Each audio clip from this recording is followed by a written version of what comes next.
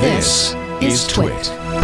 Well, there is the No Fakes Act, which the EFF says the No Fakes Act has changed and it's so much worse. The bill, which says it targets the issue of misinformation and defamation from generative AI, No Fakes stands for the Nurture Originals, Foster Art, and Keep Entertainment Safe Act. However, it's basically a censorship structure. In fact, the president in his State of the Union speech said, I'm going to use that because no one's been treated worse on the internet than I have. The new version of the No Fakes Act requires almost every internet gatekeeper to create a system that will A, take down speech upon receipt of a notice, B, keep down any recurring incident, meaning adopt inevitably overbroad replica filters on top of the deeply flawed copyright filters, C, take down and filter tools that might have been used to make the image, any filter tools that might be used to make the image, and D, unmask the user who uploaded the material based nothing more than on the say-so of the person who alleges that it's a deep fake. What does it mean to unmask the user? To the person accusing them, or to the authorities? Okay. The problem is, so I run a Mastodon instance, and I would be, this law would affect me because I would have 48 hours upon being informed that that is a deep fake. It's a revenge porn of me. I don't like it, to take it down. That's not enough time for me to verify it. So what's going to happen? It's going to immediately be taken down. And for small businesses like you, it would be flooded with this. So it's just better to shut it down. Yeah.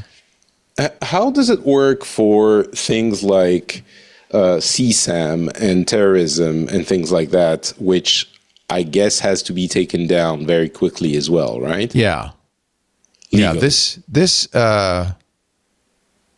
is sort of supposed to be the same thing, but I think is so broad and so draconian that it basically allows anyone to get a subpoena, and not just from a judge, but from a court clerk, and without any form of proof. It seems very wide, just like we were talking about with the age verification on porn sites. The definition was so wide it became like very dangerous. Here also it seems like it could be like Trump saying, I'm going to use that. Well, Congress already passed the bill, actually, that Trump said he was going to use, the Take It Down Act. Oh, that's a different one. Okay. This is even more, well, no, I've conflated them too because they sound similar. Anyway, we'll keep an eye on that one. It's kind of like YouTube at scale, right? Like someone puts a DMCA claim against you, content it's just ID down. everywhere. Yeah, it's just and if there's one thing we've learned from content ID, I certainly have learned it, is don't even take a chance, because it's such a pain in the butt to fight it, and you're going to meanwhile be demonetized or even taken down, and it's a chilling effect. Yeah. That I've experienced with Apple, which I know you talk about sometimes when they have an event on Twitch, and I got a strike on Twitch because I was commenting on. We stopped putting it on Twitch and YouTube. Yeah. We now do it in the club only. Everyone that I know has gone to the same.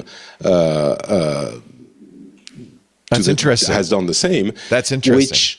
Which I honestly think, I mean, maybe it's Apple's right, but I ended up actually contacting the lawyers, and I was imagining they would want me to sign my firstborn to them to remove it. They were very nice. They were like, yeah, we just want you to confirm that you will not use it to in the future to disparage Apple or whatever. I can't remember what the phrasing was, but it was very reasonable. And you agreed to it, and removed. Are you going to continue to do it on Twitch?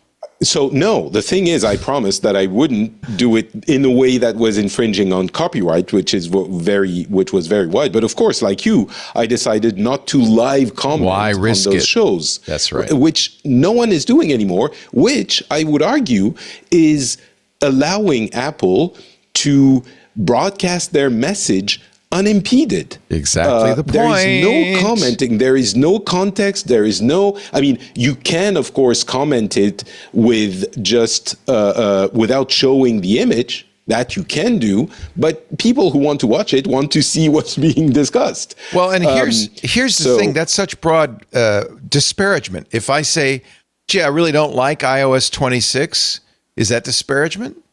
No, but that's not even the issue. You can't show their produced copyrighted content, which is their presentation, which if you can't show it and comment on it at the same time, the only thing that's left is their unmodified precisely that's the point version, which is their message, their version of their marketing and what they want to say. When they say we have however many benefits to this and that, and we are very eco-friendly, and of course you're going to see articles later. This is the thing. In the US, what we were doing is protected as fair use. In France too.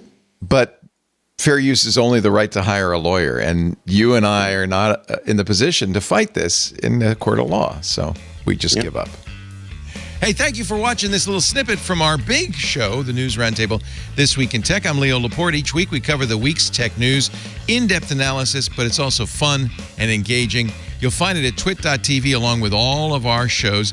And if you want more, just hit the subscribe button, and we'll be sure to bring you a lot more great content. Thanks for listening.